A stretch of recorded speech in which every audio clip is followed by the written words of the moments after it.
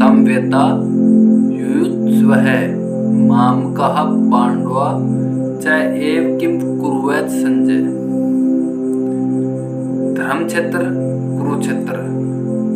देखो दोस्तों, कुरुक्षेत्र में देवताओं ने यज्ञ किया था। इसका अर्थ है ये इस श्लोक का कि कुरुक्षेत्र में देवताओं ने यज्ञ किया था। राजा कुरु ने भी यहाँ तपस्या की थी। यज्ञ आदि धर्ममय कार्य होने से तथा राजा कुरु की तपोभूमि होने से इसको धर्मभूमि कुरुक्षेत्र कहा गया है। इसमें क्षेत्र शब्द का धृतराष्ट्र का जो मतलब है कि वह है कि वह अपनी कुरुवंश की भूमि है।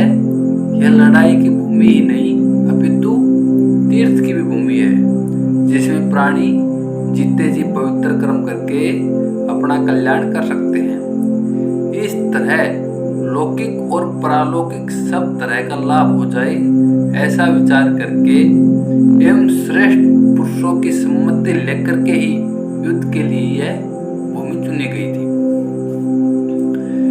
समवेता युयुत्सव है मतलब है कि राजाओं के द्वारा बार बार संधि का प्रस्ताव रखने पर भी दुर्योधन संधि करना स्वीकार नहीं करता।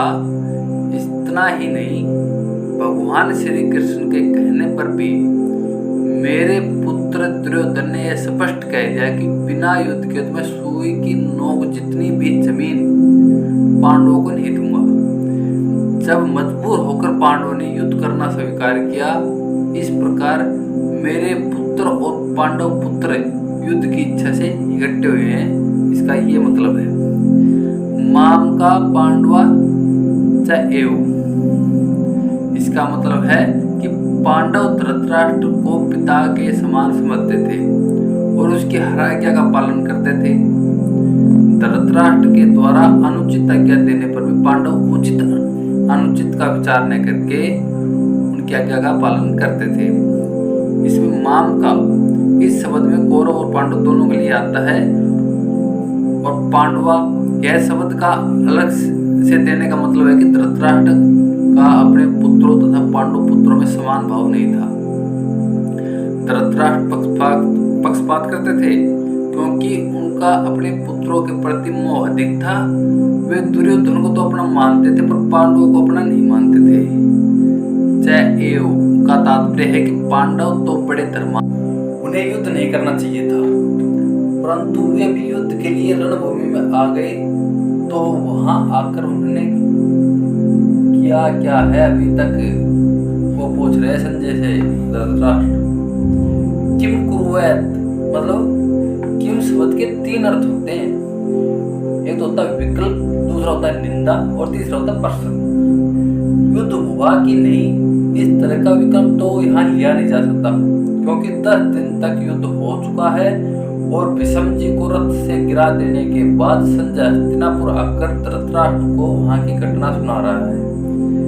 मेरे और पांडु पुत्रों ने यह क्या किया कि जो युद्ध कर बैठे उसको युद्ध का नहीं करना चाहिए था, ऐसी निंदा धृतराष्ट्र कर नहीं सकता।